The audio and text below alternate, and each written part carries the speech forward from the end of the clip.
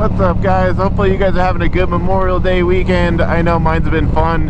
It is now Monday, one last day, one last adventure for this weekend. This is the first weekend in a long time I haven't gone on vacation or gone out drinking and partying and having some fun with friends. I really just stayed inside the house and binge watched MotoGP, which was actually really fun. It was really nice. I think sometimes we need that.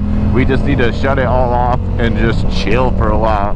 But it was pretty cool catching up on MotoGP. It's been a few years since I've watched it. I started with 2020, kind of where I left off, and just binged my way all the way back up. I'm almost done with the 2021 season right now. It's crazy to see Valentino Rossi finally retiring.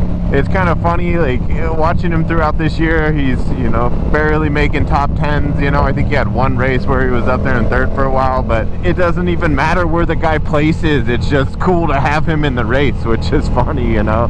Just a freaking good dude. It's the end of an amazing era for Valentino Rossi. Super cool, but it is going to be weird watching MotoGP without him here soon. Just after last week's video, I got a little impulsive and a little impatient, and I went and bought the Attack Performance Yamaha's rear sets, which I know are going to be heavily more track oriented than, say, the Woodcrafts or the Graves. I think the Graves are probably a little more track oriented than the Woodcrafts, and the Woodcrafts are probably, I would assume they would be the most in line with street riding and still being able to obtain your brake switch and have less fitment issues. I did watch this dude here, I'll put him up. He had issues with the fitment of his rear set, and I believe he had the M4 exhaust, which sits pretty much identical to the Yosh, so he had a little bit of fitment issues. But of course, after I made last week's video and I got all your guys' input and opinions, a lot of you guys started telling me you had the Woodcrafts and you love them and they fit great, and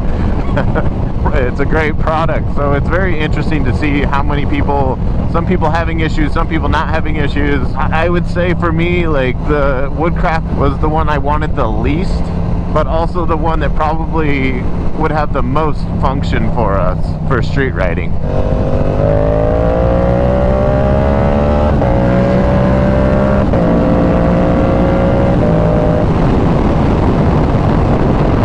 So I'd have to say the thing that I like the most about this motorcycle is gonna come to the obvious style of it.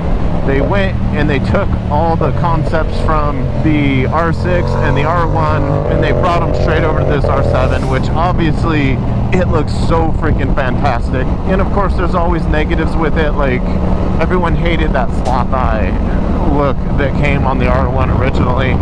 I did when it first came out, but it definitely grew on me. I would much prefer this bike to have a nice opening air dam than these little plastic fins and this light in the middle and have the little sloth eyes to have headlights. But that's also personal preference, you know. People like the look of this. That would be the only thing I would say I'm not 100% sold on the appearance of, is that little front light. But really that's a pretty small issue because the overall styling of this bike is just fantastic. But I think the next thing that I say I like just so much about this bike is the fact of having the bike just slightly more narrow than other bikes. And I know I've said that in other reviews before about this bike, but it really is to me like an amazing thing about this bike that I really feel like I can control with my thighs, and I really feel that I have the ability to throw the bike around. It is so playful. I never really feel like I'm fighting it. It generally will just go where I want it to, and it's easy to do that because of its size. And I know for a lot of people they're nervous about it being narrow. To me it's freaking awesome. I love that it has that little narrowness to it. I think this is probably the best part of it right here, in my opinion. A lot of this here is off camber a little bit.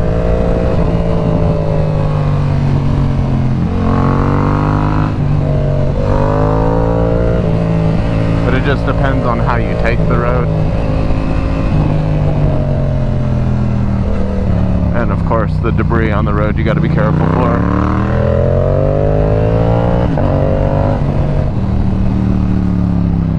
But it's like a freaking roller coaster. The undulation in the ground's trippy as hell. Super cool.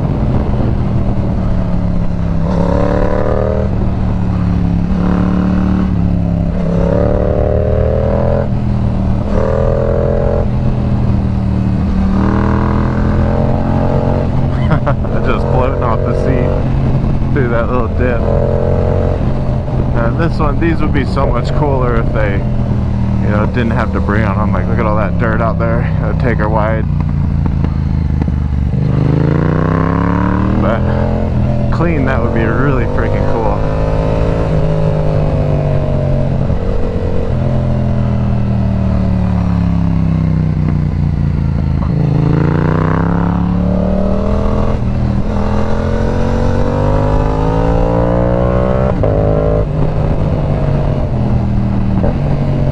Unbelievably fun road to ride though. But the next thing I'd have to say that I truly love about the bike is the fact that the ergos are already ready to go. There are so many bikes that come with the sports styled ergos. It's kind of like the Aprilia RS660. I could not have been more excited when that bike was announced. But once I saw the ergos on it and realized I would have to spend all that money to make it what I wanted, I was totally unimpressed with it. But this bike coming already with the clip-ons, the rear sets being the way they are, it really gives you that inspiring feeling of riding, which I think is super cool. And probably the main reason why I bought the bike. I love the fact that you could get a bike at this price point, at this power range, with the ergonomics of a race bike pretty much ready to go. Now, everything comes with negatives. Just because it's in a race ergonomics does not mean that it's going to be the best race ergonomics for you. And like you guys already know, I'm already trying to get some new rear sets. I would love to get these maybe back and a little bit higher, which hopefully the Attack Performance rear sets that I bought will not only allow me to do that, but maybe retain some of the return springs and possibly the brake light. But if it doesn't, I'm willing to sacrifice the brake light or at least come up with something that'll make it work. But I'm really looking forward to that. I just want a slightly more aggressive position than it's what it's coming with right now. But the fact that it just comes ready this way to me is super, super cool. And then the other thing I really, really love about the bike is the power delivery. We've got a sport bike, basically a Ninja 650, a CBR 650, a MT-07. We have that power plant that has tons of low down torque that is going to keep us from being in that 12 to 16,000 RPM range on like a ZX6R or an R6, just to have a good amount of fun and have a good amount of power coming out of a corner. We get that because the bike is already low rev. Now, obviously that's not the best racing feature about this motorcycle, but in my opinion, it is one of the best features for people like myself who is not a professional racer, but enjoy that style of riding. And I don't have to be a pro, and I don't have to be ripping in the highest rev ranges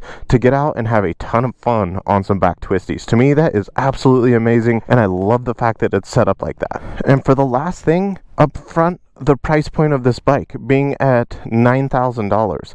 How do you beat a $9,000 motorcycle that comes in the package and system ergonomics that we are getting with this bike currently? That is freaking super rad, guys. To be able to have a package like this at that price point is super freaking cool. Yes, we could get better suspension, we could get better rear sets, we could buy all these things, but honestly, up front, the bike off the showroom floor is absolutely amazing and ready for you to have a ton of fun on some back roads. So